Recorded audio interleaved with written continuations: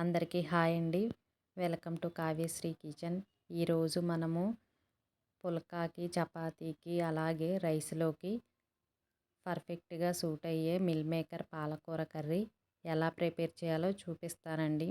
చాలా అంటే చాలా టేస్టీగా ఉంటుంది. అలాగే సింపుల్గా ప్రిపేర్ చేసుకోవచ్చు. అది ఎలా చేయాలో చూద్దాము. ముందుగా స్టవ్ ఆన్ చేసి చిన్న బౌల్ పెట్టుకొని వాటర్ బాగా బాయిల్ అయిన తర్వాత 1 కప్పు మిల్ మేకర్ వేయండి. ఇలా మిల్ మేకర్ వేసిన తర్వాత 2-3 మినిట్స్ ఇలా బాయిల్ అయితే సరిపోతుంది. ఇది ఒక్కసారి ఇలా కలిపేసిన తర్వాత స్ట్రైనర్లోకి తీసుకుందాము. ఇలా స్ట్రైనర్లోకి తీసుకుని కొంచెం చల్లారిన తర్వాత గోరువెచ్చగా ఉన్నప్పుడు వాటర్ అనేది పిండేసి పక్కన పెట్టేసుకుందామండి. వాటర్ అనేది అసలు లేకుండా గట్టిగా పిండి వేయాలి. ఇప్పుడు మరో బౌల్ పెట్టుకొని దాంట్లో వాటర్ బాగా బాయిల్ అయిన తర్వాత నేను చిన్న కట్టలు 2 తీసుకున్నానండి పాలకూర.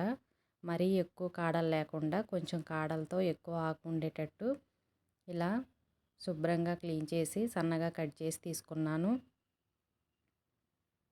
ఇలా కట్ చేసిన పాలకూర బాగా బాయిల్ అయిన వాటర్లో వేసి 3-4 నిమిషాలు హై ఫ్లేమ్లో ఉంచి బాగా ఉడికించాలండి.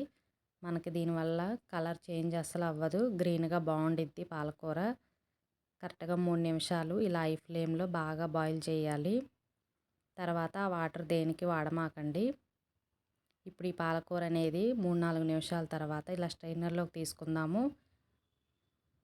వాటర్ లేకుండా ఇది ఇలా వడకట్టిన తర్వాత చల్లారనిచ్చి మెత్తగా మిక్సీ వేసుకొని పక్కన పెట్టుకుందామండి పేస్ట్ని. మనం 2-3 నిమిషాలు ఇలా మిక్సీలో వేస్తే చాలా స్మూత్గా వస్తుంది. ఆల్రెడీ ఉడికిపోయింది కాబట్టి పచ్చిదనం లేకుండా మెత్తగా గ్రైండ్ చేసి పక్కన పెట్టండి.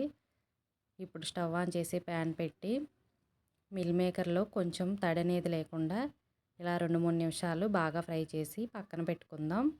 తర్వాత అదే ప్యాన్లో 3 స్పూన్స్ వరకు ఆయిల్ వేయండి. ఆయిల్ ఇలా వేసి హీట్ ఎక్కిన తర్వాత 1 స్పూన్ వరకు జీలకర్ర వేయండి.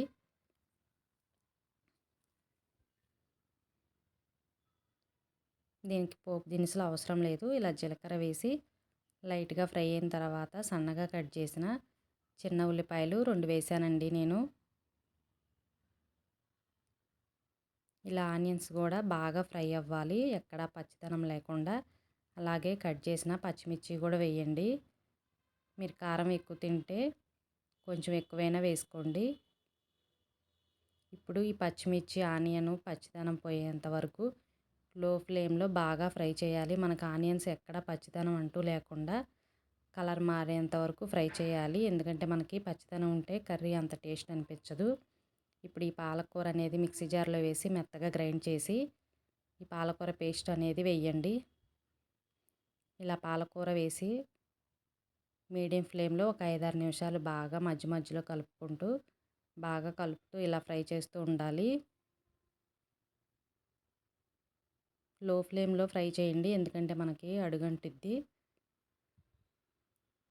ఇలా కంటిన్యూగా కలుపుకుంటూ చక్కగా పాలకూర అనేది ఫ్రై అవ్వాలి. కలర్ మారకుండా గ్రీన్గా బాగుంది.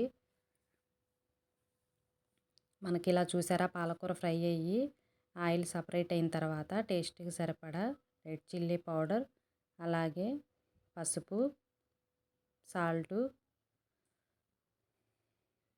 సాల్ట్ వేసిన తర్వాత సన్నగా కట్ చేసిన ఒక 5 వెల్లుల్లిపాయలు ఇలా తరిగి వేసానండి.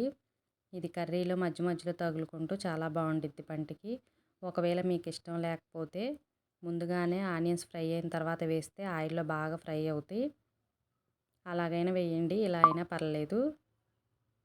ఇప్పుడు ఫైనల్గా గరం మసాలా కూడా వేసి ఒకసారి ఇలా కలిపేసి మరో 2 నిమిషాల వరకు ఫ్రై చేయాలి. ఇలా ఫ్రై చేసిన తర్వాత ఇది కూడా ఆయిల్ సపరేట్ అయిన తర్వాత మనం రెడీగా పెట్టుకున్న మిల్ మేకర్ కూడా వేసి బాగా కలపాలి.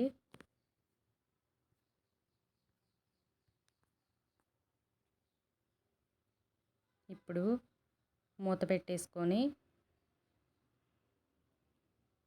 పాలకూర మిల్ మేకర్కి ఉప్పు కారం పట్టేంత వరకు లో ఫ్లేమ్లో మూత పెట్టేసుకొని ఇలా 3-4 నిమిషాలు ఫ్రై చేస్తూ ఉండాలండి.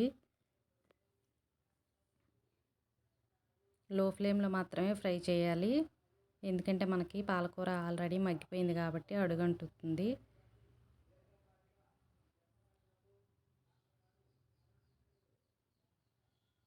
ఇప్పుడు ఇది చక్కగా ఫ్రై అయిందండి. ఇప్పుడు కొంచెం గ్రేవీ కోసం మనం మిక్సీ పట్టుకున్న మిక్సీ జార్లో 1/2 కప్పు వరకు వాటర్ వేసుకొని, అవసరం అనుకుంటే ఇంకొంచెం వేసుకోండి. మరీ టైట్గా ఉంటే కర్రీ అంతగా బాగోదు. కొంచెం పలచగా ఉండేంత వరకు వాటర్ వేసుకొని, మీకు సరిపడా వాటర్ వేసి మీడియం ఫ్లేమ్లో మరో 5-6 నిమిషాలు మూత పెట్టేసుకొని బాగా మగ్గనివ్వాలండి. అప్పుడు మనకి మిల్ మేకర్ అనేది చాలా సాఫ్ట్గా వస్తుంది. మధ్య మధ్యలో కలుపుకుంటూ 5-6 నిమిషాలు మూత పెట్టేస్తే మనకి కర్రీ అనేది చక్కగా దగ్గరకు వచ్చి టేస్ట్ అనేది బాగుండిద్ది. ఒకసారి ట్రై చేయండి, చాలా టేస్టీగా ఉంది. అంతేనండి, రైసు చపాతీకి చాలా టేస్టీగా ఉండే మిల్ మేకర్ కర్రీ రెడీ అయిపోయింది. ఫైనల్గా స్టవ్ ఆపేసి 1/2 చెక్క నిమ్మరసం వేయండి. తప్పకుండా నిమ్మరసం వేయండి, చాలా బాగుండిద్ది. రైస్లోకి అయితే నెయ్యి వేసుకొని తినేయచ్చు. రోటీకి అయితే ఇలా కరెక్ట్గా సరిపోతుంది. తప్పకుండా మీరు ఇంట్లో ట్రై చేయండి. ఈ వీడియో నచ్చితే లైక్ చేయండి. అలాగే మన ఛానల్ కొత్తగా చూస్తుంటే సబ్స్క్రైబ్ చేయండి. మీరు ట్రై చేసి ఎలా ఉందో కామెంట్లో తెలపండి.